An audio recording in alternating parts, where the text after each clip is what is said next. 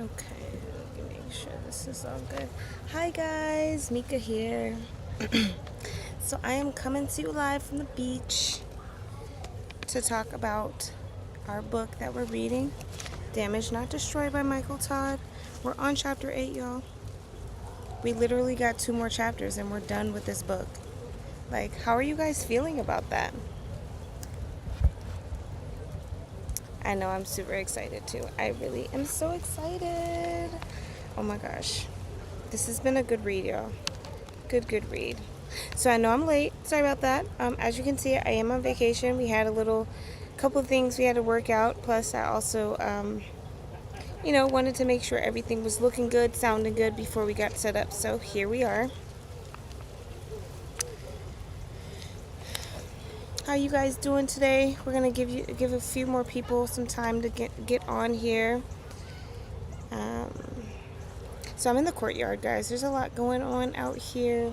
A lot of people enjoying the beautiful day. So if you guys hear any background noise, that's what that is. And it is hot, so don't pay attention to my poofy hair or my sweaty looking face because it's hot. But yeah, we're gonna get into this thing either way. Thank you, Gary. Hi. Hi, everyone. Everyone who's joining, how are we doing today? Tap in. As I ask every week, if this book has touched you in any way, you have any thoughts, anything you want to share, please do. Love the feedback. I'd love to hear from you guys, as always. If not, that's okay too. As long as you're watching, following along, that'll be good. I also wanted to, oh yeah, me too, infamous. I'm also very tired, been busy, which is why I'm here right now. I told myself, you know what, I'm gonna take a vacation, little mini one. I know I was also out of town last week, but whatever. I be needing to get away, y'all. Like, for real. I really do. Like, your girl, I be working. Like, working. Like, no play, like, for real. Working. So, but I want to talk to you guys about our next book. This is it. The Bait of Satan by John Bevere. I've heard nothing but good things about this book. I'm so excited to get into it. Still at Lowe's, huh? Yeah, I had to get up out of there. They was tripping. Praying for you, brother. Praying for you. Anyways, yes, so The Bait of Satan, really good book. And that's, y'all, I feel like that's gonna get us together, like, for real. Like, this one got us together. It, like, taught us some things about ourselves, about some ways we need to heal. But this one, I feel like, ooh, because it's about offense. It's about living free from the deadly trap of offense. And I know we all, well, I ain't gonna speak for everybody, but I know me, I can't get offended by things. Like, there's some things that can just roll off, but it's easy to become offended in today's day and age where people are telling us how we should feel and how we should look at things and how we should think about things. It's easy to look at something and take offense to it, or hear something that you don't want to hear, and instead of hearing what's actually being said, you hear from a place of offense, which can sometimes skew the translation of what's being communicated. So I think that's going to be great for us. So I can't wait to get into that. We're going to be starting that probably mid-month or the end of the month. I'm thinking about having a week off in between the books that we read, just to let you catch up, get your book, catch up on some reading, whatever you need to do. And then another tidbit of information. I'm thinking that I'll probably do these lives on Sunday.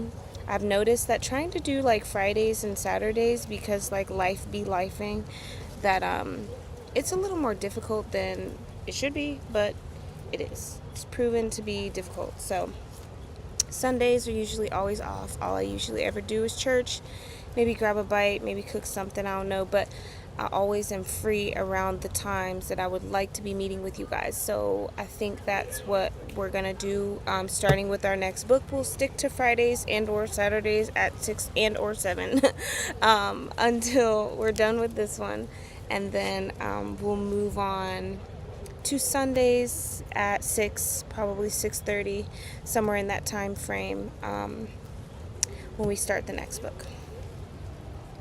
Okay, guys, how y'all feeling about that? Let me know something. It's been a long week, y'all. I'm happy that it's over. Happy to be able to relax a little bit. But as you know, getting right back into it on Monday. It ain't nothing but a thing. Back to work, back to the grind, per usual. Can you guys hear me okay? Can everybody hear me pretty good? Let me know. There's a lot of breeze and stuff, so I just want to make sure you guys can hear me. I have to lean really close to my computer to make sure I can be heard. But okay, we've wasted enough. Well, not a waste, but we have been chilling and left. Let's go ahead and get into it. So, chapter 8 is where we are. It is called Damage is an Inside Job. So, this chapter was about a little less than 20 pages. Very short chapter, so we probably won't be on this as long as we normally are. But like I said, chapter 8 is titled When Damage is an Inside Job. Thank you, Gary. So, when damage is an inside job. And the first subsection of this chapter is the domino effect of dysfunction. So, Michael starts off talking about how every family has a little bit of dysfunction, and it's dysfunctional because people make up a family and people are broken, they're cracked and jacked up. I can attest to that. My family has some craziness in it, some crazy people, love them to death, but we all are different. We all have our own things that we bring to the table, good and bad, and we have to figure out daily how to operate with each other because we're so different. And most families are like that, and they can be dysfunctional at times. Then we get back to our story about King David and Mephibosheth. And he mentions here how Mephibosheth's family isn't the only one with issues in 2 Samuel. So again, just to recap Mephibosheth, he has a dead grandfather, a dead father. His grandfather was the previous king, tried to kill the current king several times, and he ends up dying himself. Jealous man. If you guys know the story of King Saul and King David, then you understand. We're not going to get into that, but just know they had their own damage going on. But David has some unhealed damage, and he's going to talk about that here in this chapter. So he goes into saying how David has some generational curses that were passed to his children because of the fact that David did not deal with them. Now, he is king, and he reminds us how, elevation does not mean that you're healed. When you're elevated, that doesn't mean that your healing has happened or that you're healed because of your elevation. And David is an example of that. And he mentioned 2 Samuel 13 through 15, which is such a scandalous story. So if you guys are familiar, in this section of scripture, it talks about how David has 2 sons and a daughter. And his son Amnon begins to lust for his sister, his half-sister, Tamar. And he sets up a scheme to rape Tamar. And he does. And, after it happens, she's shunned. Back in those days, being a virgin was ideal for a young woman to find a husband, to find a family, to be successful in building a family, which was a big thing back then. So she was socially humiliated and shunned by her community because now she wasn't a virgin and it was her own brother that took her virginity. So King David, once he finds out what his son Amnon had done, he does not hold him accountable. He was angry, and it says that he was very angry. And anger is a good place to start, but he does not give Tamar justice. He kind of just gets mad, gets over it, and then he moves on. So after that, his other son, Absalom, Absalom is furious with Amnon. He's furious at what Amnon has done to their sister. This is their sister. And he takes matters into his own hands as far as avenging her because he realizes his father isn't going to do anything. And he does that by killing his brother. Absalom kills Amnon because he's filled with rage about the fact that he raped his sister, and two, his dad is clearly not going to do anything. So no one holds him accountable as well. No one holds Amnon accountable for rape. No one holds Absalom accountable for the murder of his brother. The Bible says that David mourns for Amnon once he's dead, but and he mourned for a while. And Absalom flees the country, and he hides out in a neighboring country, or Gesher. I don't know if it was a country or like what would be equivalent to a state for us, but he hides out over there until things calm down and until his dad gets over it, and of course he does. And then when he does, Absalom returns to Jerusalem, and like nothing ever happened. So his son literally got away with murder of his own brother. So he goes on to say that, families, even though, a lot of us aren't running from like murder and rape, even though if that's your story, I'm not taking anything away from you. I know that times get crazy, so you never know. But the domino effect of dysfunction divides and devastates families, especially like when you guys come together after that dysfunction or after the dysfunction has taken place.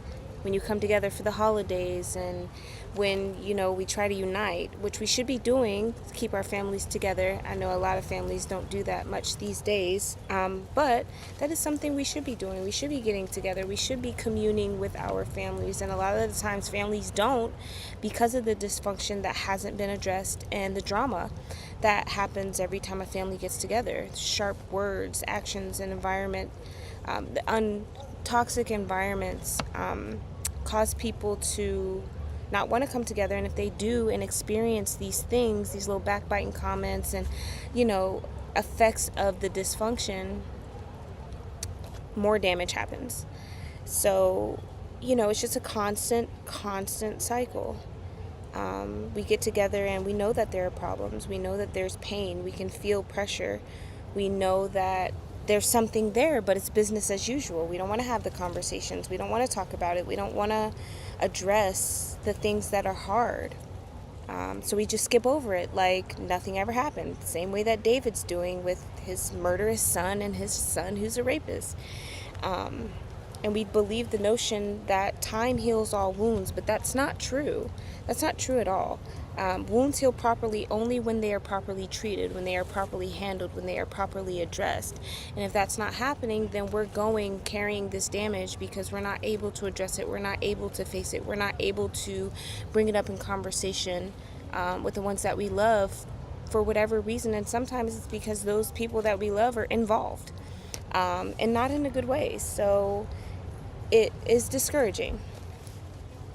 But we have to allow space for that. We have to allow ourselves to be courageous enough to address these things, to bring it up to the people that we love, so that it can be dealt with. Now, maybe it gets messy, but, you work through that.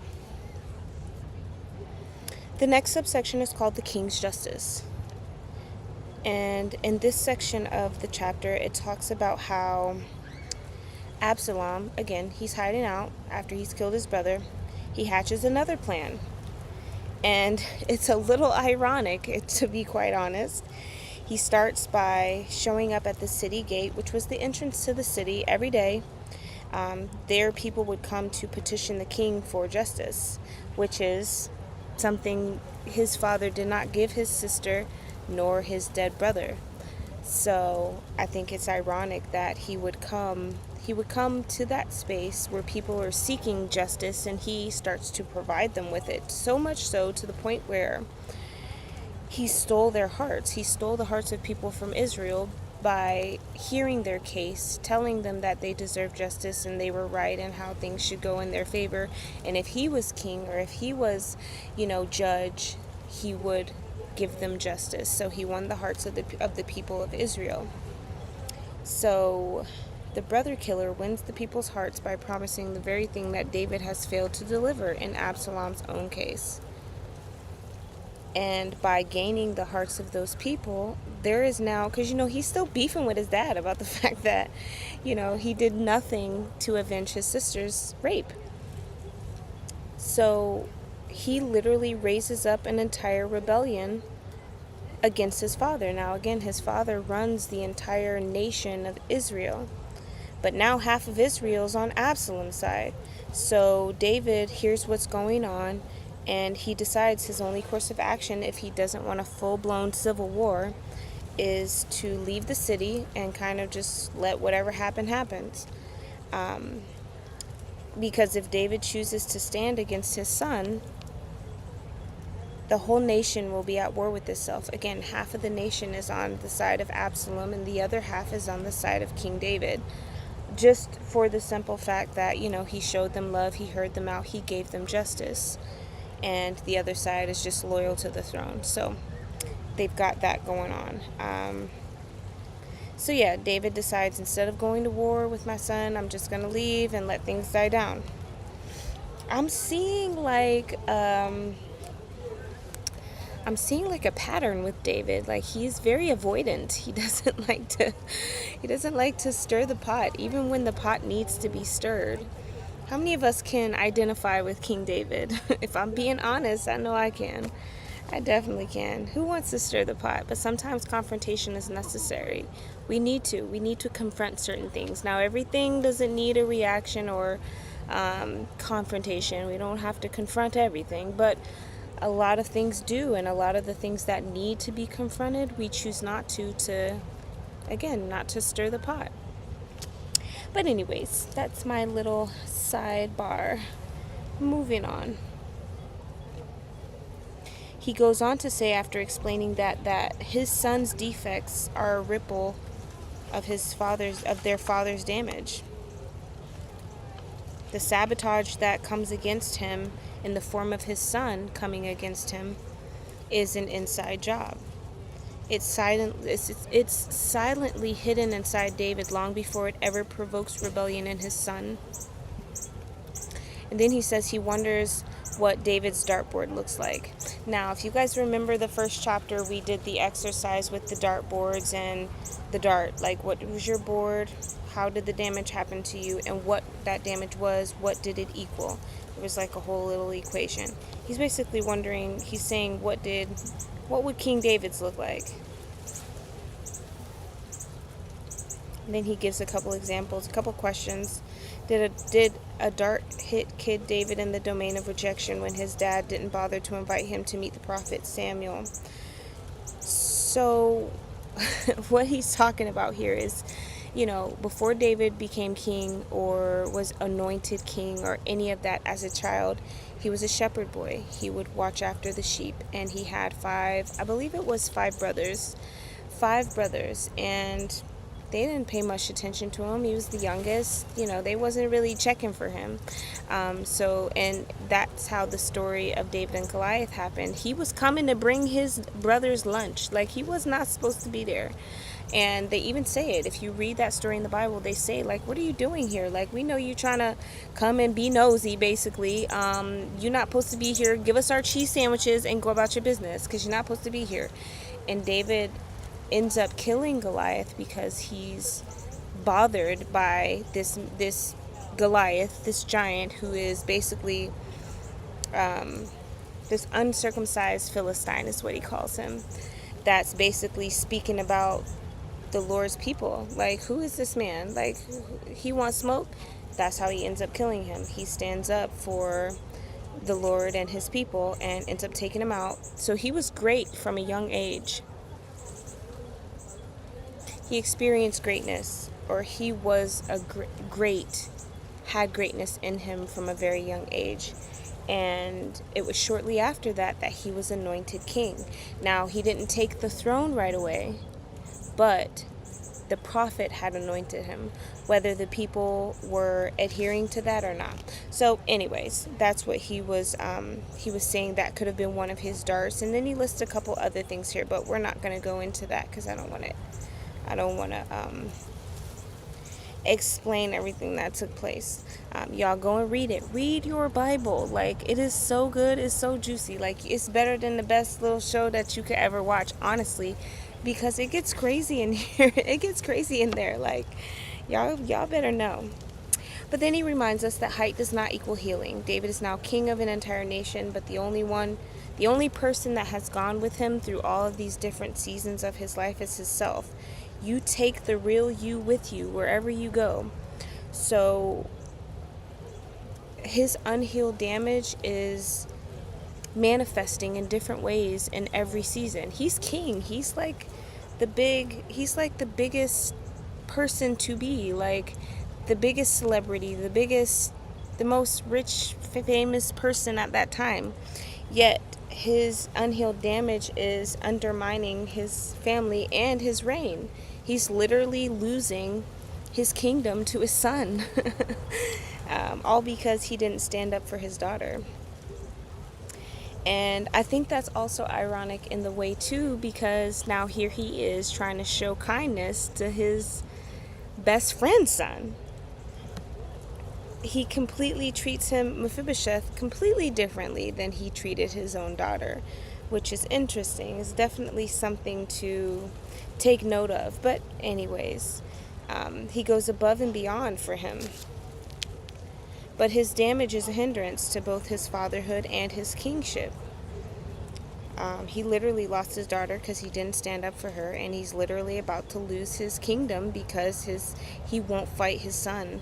Rightfully so. Obviously, it's going to equal a civil war. He's looking out for the betterment of his people. That might have been the best option for that thing, but he wouldn't even be going through this if he would have dealt with what he needed to deal with from the beginning. And that brings us to the third step. The third step for getting to receiving God's healing. Now, just to recap, we started with remembering the hit. We did that. Recognizing the hurt. We did that last chapter. Now, this chapter will be realizing the hindrance. Where does our hurt hinder us in the things that we're trying to achieve, where we're trying to go, and what we're trying to do? So the next subsection is realize the hindrance. And the only sentence in this subsection is take the log out of your eye. The next subsection is silent sabotage. And he tells a little story basically about how it's funny that, say you're in the bathroom and you step on some toilet paper and the toilet paper is stuck to your shoe. You don't see it, you don't notice it, but everyone around you does. Everyone around you does see it. They notice it, but you have no idea. You're just going along, but here you are with toilet paper stuck on your foot, letting everybody know where you were and what you were doing at some point in time in the last few moments before they saw you. And damage is like that. It's just like that for people. It's easy for everyone else around us to see it, but we can't always see it so clearly. And he says how he can relate to that. And he's allowed his unhealed damage to become a hindrance, not because he didn't care or because he was being reckless, but because he didn't know, he couldn't see, he didn't realize it. And then, he talks about some of the things he didn't realize. I'll read a couple of these. He didn't realize that when he traded good for great, that this would mean missing meaningful moments that he could never get back. He didn't realize that idolizing the idea of perfection would send him into isolation. And he also didn't realize that his obsession with greatness would rob him of everyday joy. So these are some of the ways that his hindrance, which was perfection, needing to be great at everything and not being able to settle for good, or progression instead of perfection, had hindered him. And he did not see that in himself until that day that he had the interaction with his wife, and she asked him, why are you like that? And that's what sent him on the path to learning his damage and healing from that damage. He said it was one of the most significant revelations he had ever received. I realized my damage was a hindrance to my present and future. Oh, and then he brings up that what he says, progression, not perfection. So he says that all the time in his sermons when he's speaking to his church congregation. But he says the truth is he was encouraging other people with that statement long before he was encouraging himself. He realized in doing that he was being a hypocrite. How are you telling people to live their life like this, but you're not even living your life like this? You're going for perfection, which is unattainable at the end of the day, because none of us are perfect. And then telling other people they just need to be progressing. They don't need to be perfect. It's definitely a little hypocritical. And that's when he realized too that he needed to hear from God, understand progressively, share intimately, and get to the heart of the matter. And the heart of the matter was that his damage was a hindrance. He goes on to tell another story here about how when he was 15, his youth pastor chose him to be a director of the gospel group.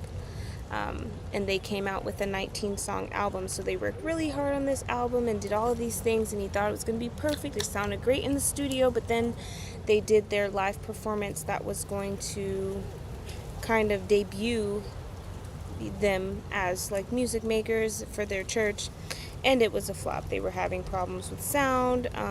They just weren't able to replicate live what they were doing in the studio. And because of the fact that they had some trouble and things didn't go as he thought they would, he kind of put in the back of his mind, he was so disappointed at the less than epic album sales, and the fact that they had so many issues with their debuting concert that he just tried to forget about it.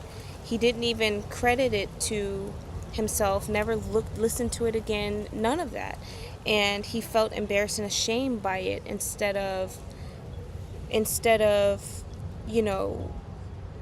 realizing that God was working through him in that moment, even though it wasn't perfect, even though it didn't do the best numbers on charts and it didn't sell the most albums. It was still purposeful.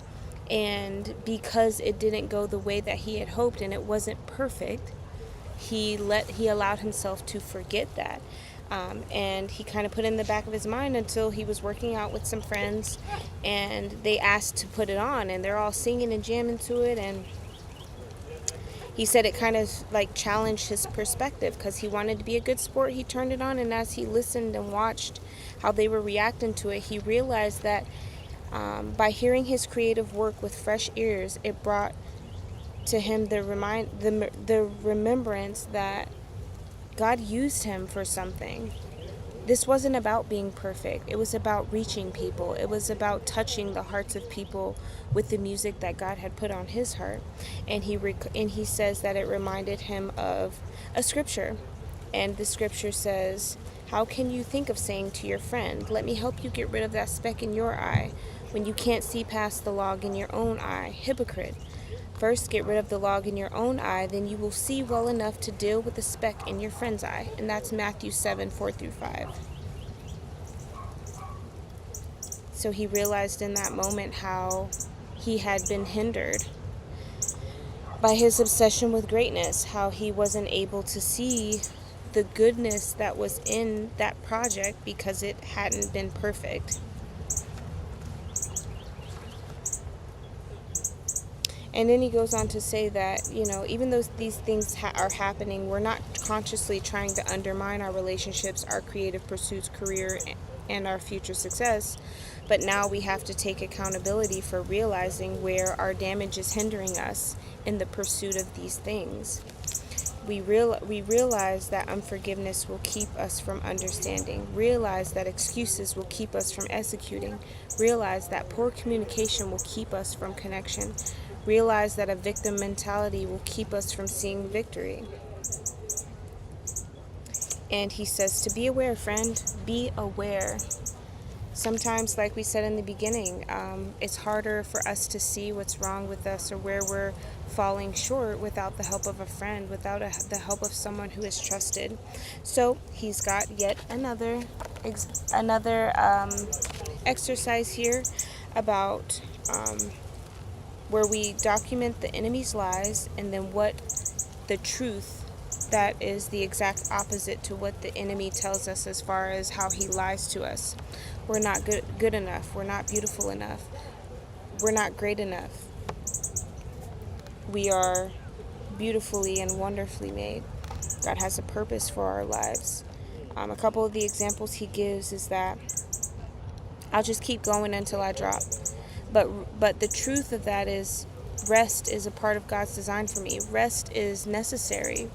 We have on the seventh day God rested, not because he had to or he needed to. He's a supreme being. He didn't need to. He was setting an example for us. We don't have to strive and grind and work our lives away. We should be taking a day every day to rest, and that is the truth that is completely opposite from the lie. It's grind season. It's grind time. Let me work. You know what I mean? We have to take a day of rest. And he's got a couple of different examples here. I'll read a couple more. The enemy's lies that these white lies aren't a big deal. Telling little white lies. But the truth, God's truth, is that he made us for honest intimacy. Another one. Everybody has an attitude. But the Lord's word says, I am made to manifest the fruit of the Spirit, which is completely opposite of what constitutes an attitude. So this is us challenging our belief system, which are usually lies from the enemy, with God's truth, what he says about us, who he says we are, and how we are to behave as a result of that. And he says to do this with a trusted godly friend or a small group who knows you well enough to speak loving truth about how our damage hinders us. So again, guys, if you're going to do that example or that exercise, don't do it alone. It's incredibly hard to try to do alone, and it's meant for you to do with someone else. Someone who will be open and honest and truthful with you about your damage and about the things that might be hard to talk about, might be hard to draw your attention to. So think about who that person is for you before you start on that.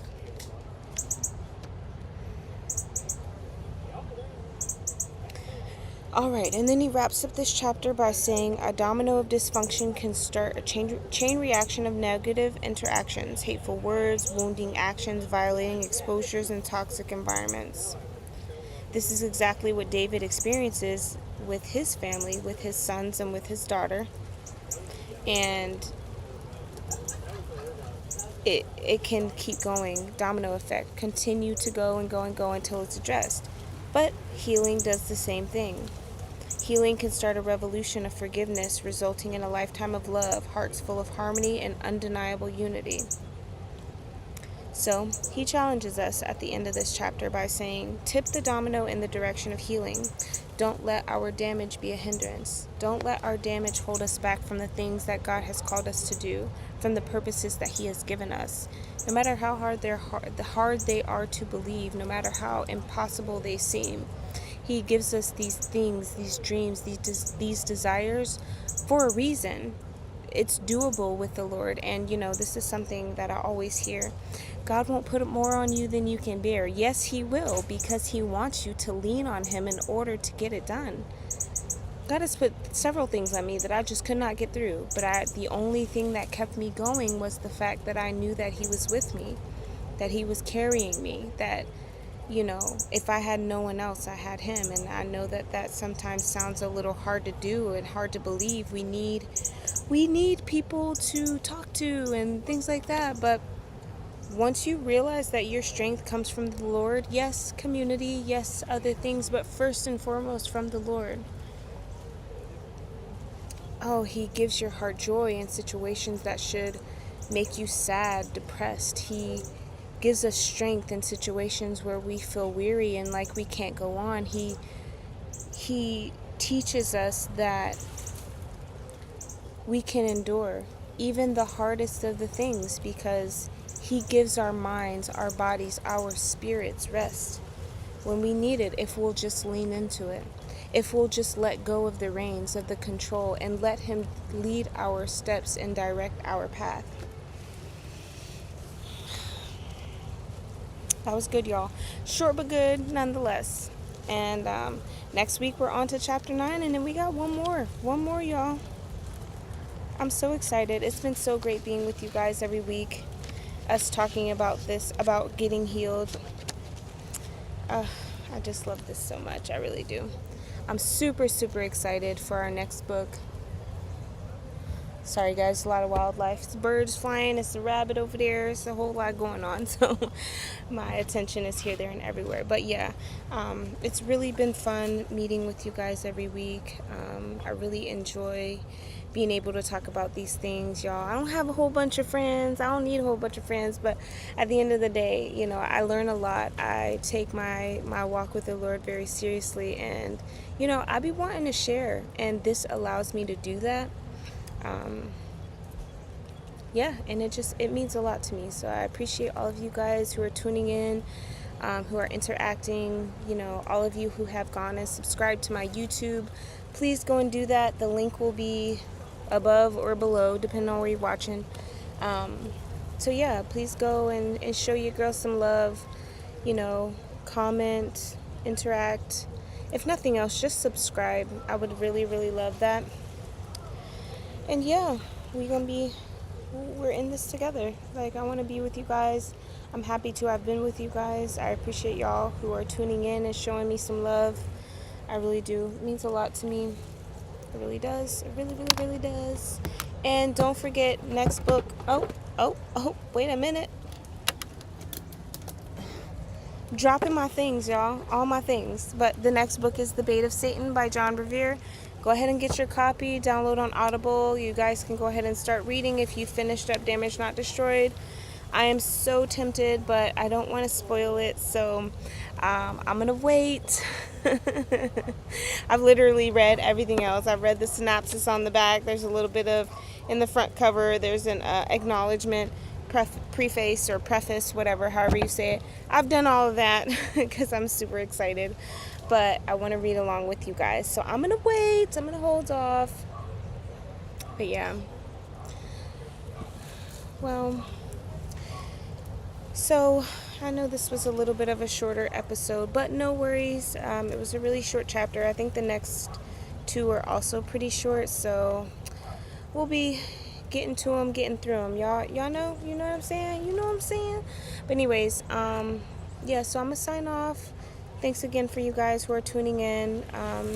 Catch us next week. It's going to be on a Friday and or Saturday at 6 and or 7. I don't know yet. Please work with me. I'm trying to get all my stuff together so I could be more prepared and like on time and like doing all the things right. But until then, I will see you next week. You guys have a great rest of your weekend. I'm going to finish enjoying this beach. It's beautiful. So yeah, and I'll see you guys next week.